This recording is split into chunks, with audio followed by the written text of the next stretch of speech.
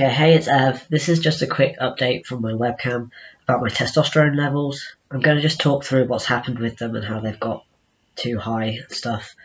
But if you can't be bothered to watch, then basically my levels are still too high even though I haven't taken any tea since early December.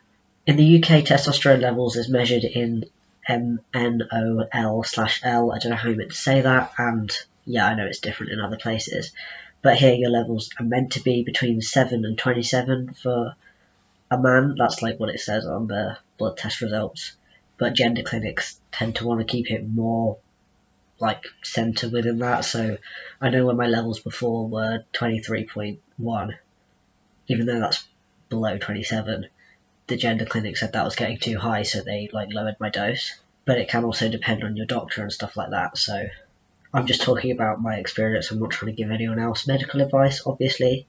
But yeah, I was on Testogel for quite a while, and then I changed to Nebido injections, which are usually every 12 weeks.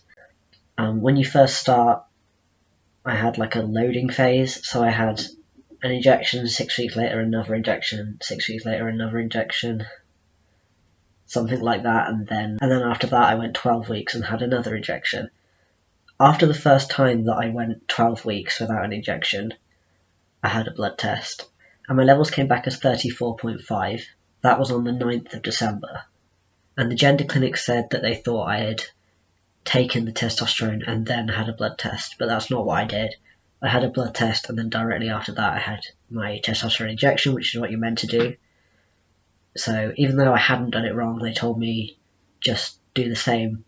Wait 12 weeks, have another blood test, and then have another injection. So I did that. Obviously I had the blood test, but the results don't come back straight away, so I had my injection that same day. And then the blood test results came back as being 55.2, and that was 12 weeks after my levels were already too high, the injection before. So again, the gender clinic said, looks like you've done it wrong again, you've clearly done your injection and then had your blood test when you were meant to do your blood test and then have your injection. They didn't, I emailed and said that's not what I'd done, but in the end I had to go to my GP and get them to contact the gender clinic and say, no, we're not doing it wrong, we're doing the blood test and then the injection, it's not in the wrong order. So my levels really are that high because the gender clinic thought they weren't actually that high, I was just messing up the test.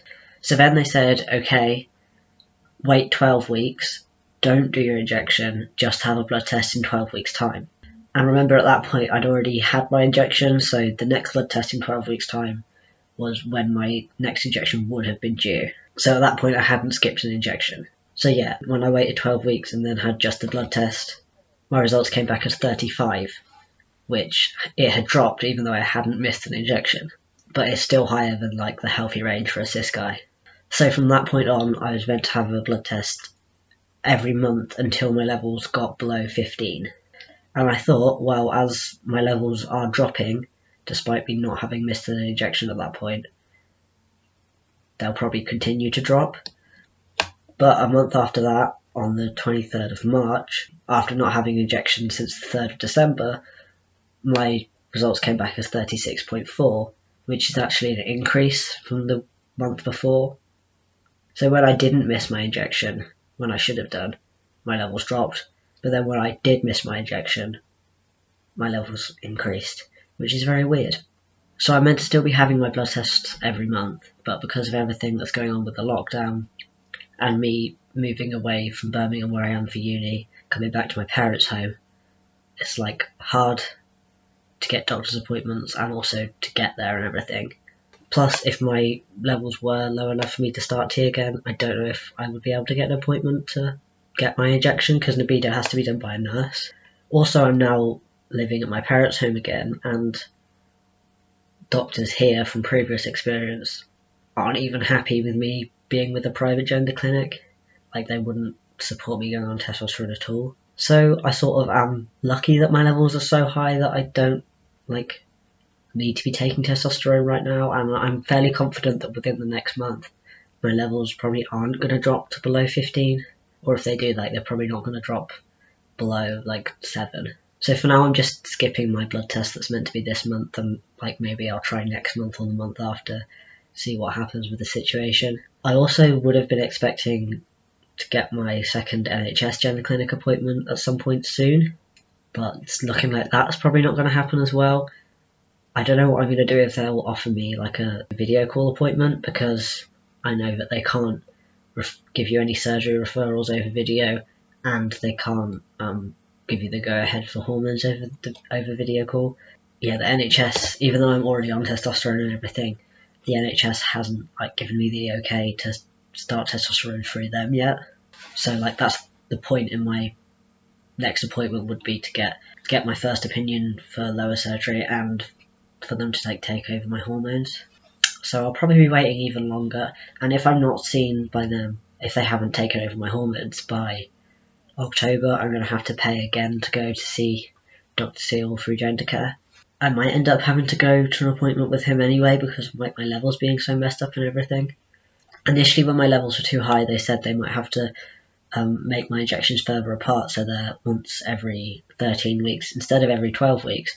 But I feel like 1 week isn't going to make that much of a difference considering how high my levels have got and how long it's taken them to go back down.